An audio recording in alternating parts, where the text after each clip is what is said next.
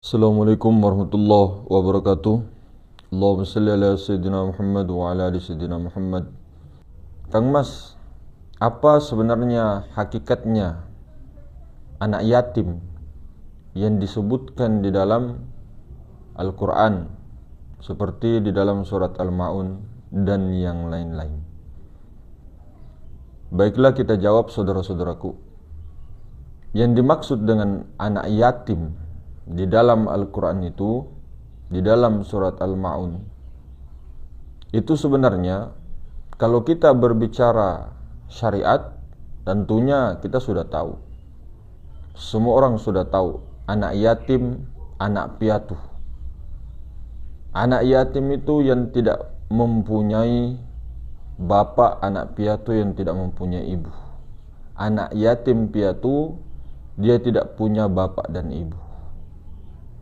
Kalau kita tarik ke hakikatnya, di dalam ilmu hakikat, anak yatim piatu itu yang tidak punya bapak, tidak punya ibu, banyak ya. Sebelum kita jawab, banyak daripada kalangan mengatakan ruh kita itulah anak yatim piatu. Padahal ketika ditarik ke dalam, rohani kita itu punya bapak, punya ibu. Rohani kita itu punya bapak dan ibu.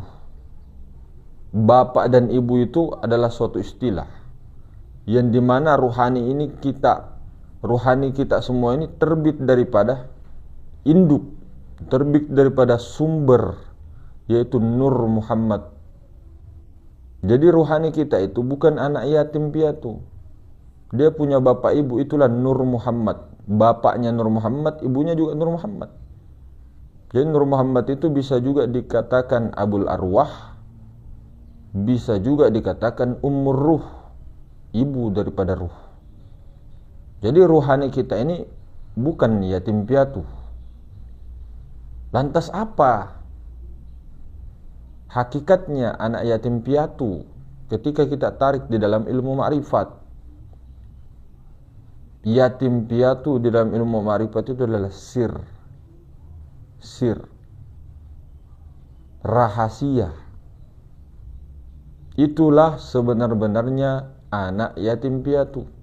Rahasia itu siapa? Nur Muhammad. Rahasia itu Nur Muhammad. Jadi Nur Muhammad itulah tidak punya bapak, tidak punya ibu. Dia langsung diciptakan dari nur ilahi, tidak melalui proses seperti ruhani kita. Ruhani kita punya bapak, punya ibu, yaitu Nur Muhammad. Mas, bukannya ruhani itu Nur Muhammad? Kalau kita tarik ke hakikatnya, belum. Jasmani rohani, ini jasmani. Nah, jasmani, di dalam jasmani ada ruhani. Nah, jasmani ruhani. Jasmani ruhani ini terbit atau dari Nur Muhammad.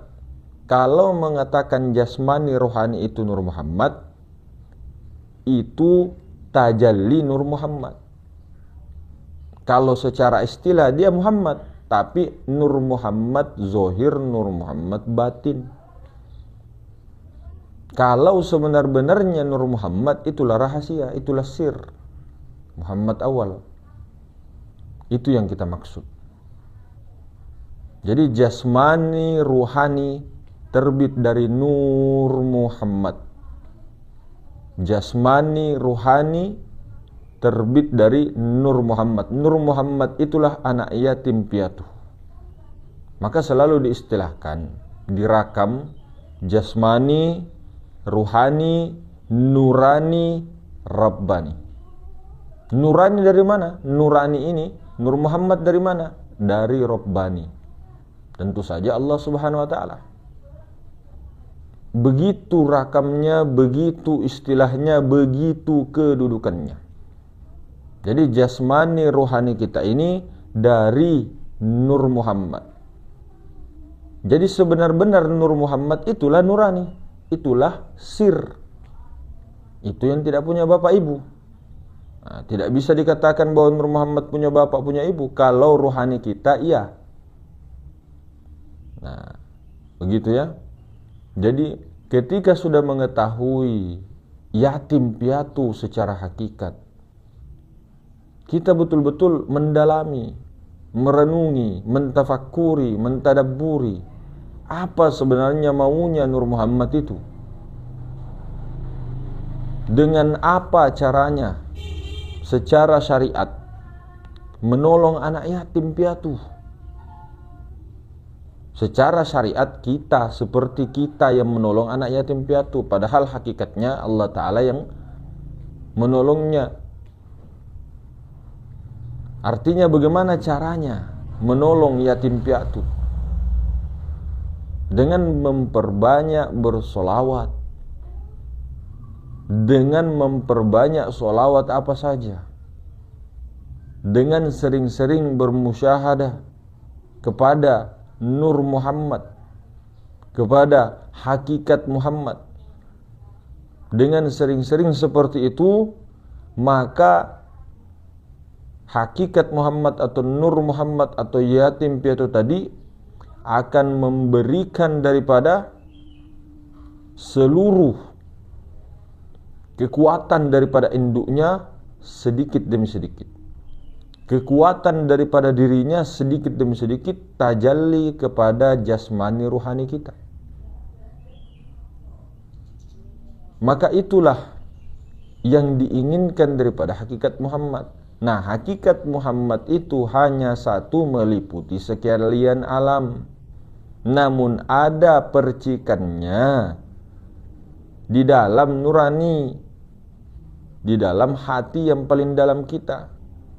Di balik ruhani, di balik ruhani kita, berkedudukannya pada diri kita di dalam nurani. Di nurani kita itu, sir itu, Nur Muhammad berkedudukan. Maka disitulah hak kewajiban kita, jasmani ruhani itu tadi diesakan. Jadi jasmani ruhani kita ini diesakan dengan Nur Muhammad. Jasmani ruhani kita ini dileburkan kepada Nur Muhammad. Itulah haknya yatim piatu. Disitulah kita secara syariatnya membantu yatim piatu, memberi makan yatim piatu. Secara syariatnya kita, namun hakikatnya Allah Ta'ala. Nah, jadi seperti itu. Secara kenyataan kita sering memberikan makan daripada anak yatim, anak piatu, yatim piatu di panti asuhan misalnya dan sebagainya. Iya, itu betul. Itu adalah suatu pekerjaan yang mulia, suatu pekerjaan yang sangat terpuji. Namun pernahkah kita memberi makan yatim piatu yang sebenar-benarnya yatim piatu? Itulah hakikat Muhammad yang tidak punya bapak, tidak punya ibu. Itulah sumber, itulah amanah, itulah utusan yang sebenar-benarnya Allah Subhanahu wa Ta'ala. Utusannya Allah. Jadi hakikatnya ketika berselawat itu ke situ larinya. Ke situ larinya. Maka jasmani rohani kita kena pantulannya. Nah, jadi begitu. Itulah yang disebut yatim piatu, hadirin semuanya. Jadi kemungkinan seperti itu kita sudah jawab daripada pertanyaan saudara kita. Adapun jawabannya masing-masing kembali kepada diri. Karena banyak daripada paham juga itu mengatakan bahwa ruhani kita itu anak yatim piatu. Kalau kita di sini tidak, ruhani itu ada bapaknya, Nur Muhammad. Ada mamanya, Ummur Ruh Nur Muhammad. Nur Muhammad itulah sir.